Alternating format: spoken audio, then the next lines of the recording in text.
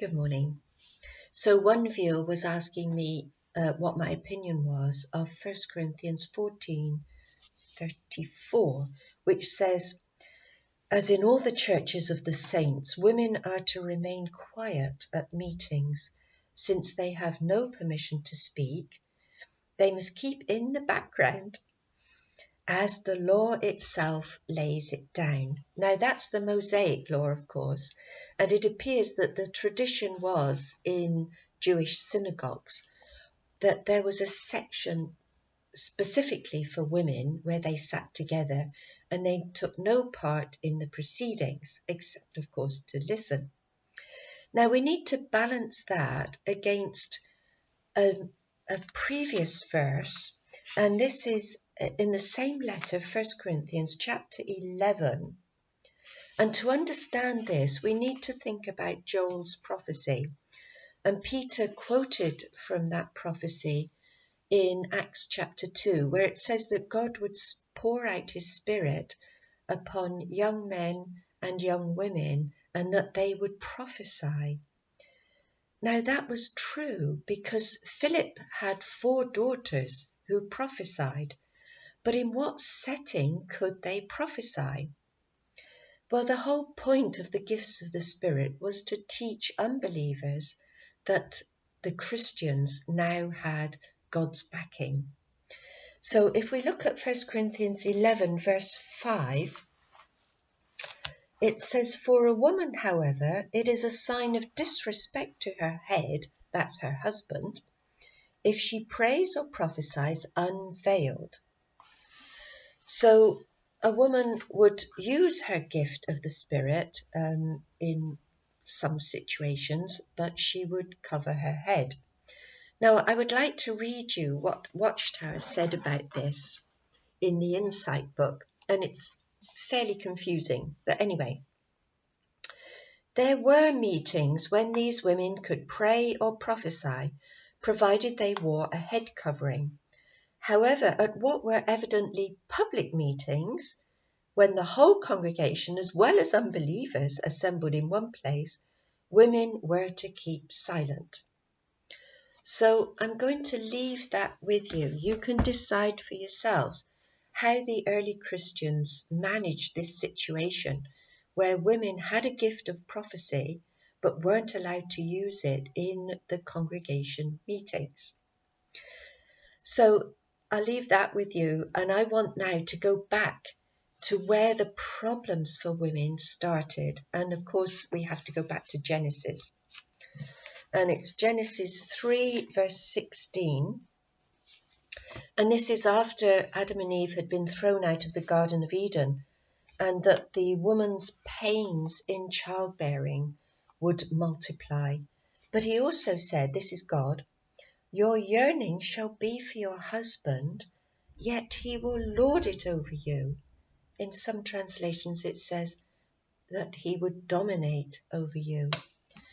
Now I can see that every day in modern life, where women will stay with an abusive husband because there's this emotional attachment, which there should be between a husband and wife. There should be some loving attachment, but not to the extent where a woman would put up with severe beatings or whatever. But that is the case, and it's a result of sin. So if any man dominates his wife or lords it over her, it's a product of sin. It's not what God wanted in the beginning. So when Jesus restores everything, then women's position will be much better. But even today, the Bible gives a very balanced view of women. And if we look at Proverbs 31, which I know you're familiar with, this woman was extremely busy, the perfect wife.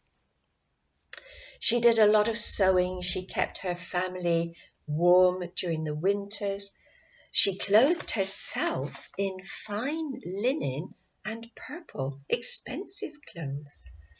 She did her shopping from far away, possibly looking for bargains, but probably more likely she was looking for good quality food.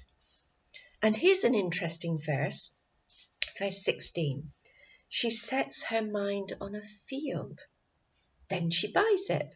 This is a good field, I'm going to buy it. Does she go to her husband and say, oh, is it all right if I buy this field? No, she just goes and buys it. And how does she buy it? Well, the next line says, with what her hands have earned, she plants a vineyard. She's a businesswoman. She's looking after her family with love and a great deal of joy, but she's busy and highly respected. So we have a nicer view of women in this chapter. One outstanding one was when Jesus was resurrected, and the women went to the tomb early on the day after the Sabbath to dress the body in the traditional spices, but they couldn't find the body. Instead, there were two angels there telling them, look, don't look for the dead don't look for the living, rather, among the dead. Now, Jesus appeared first to Mary of Magdala, and she was looking for the body, quite distraught, and she saw who she thought was the gardener and said to him, Sir, please will you tell me, what have they done with the body of my Lord? And he said one word to her, Mary.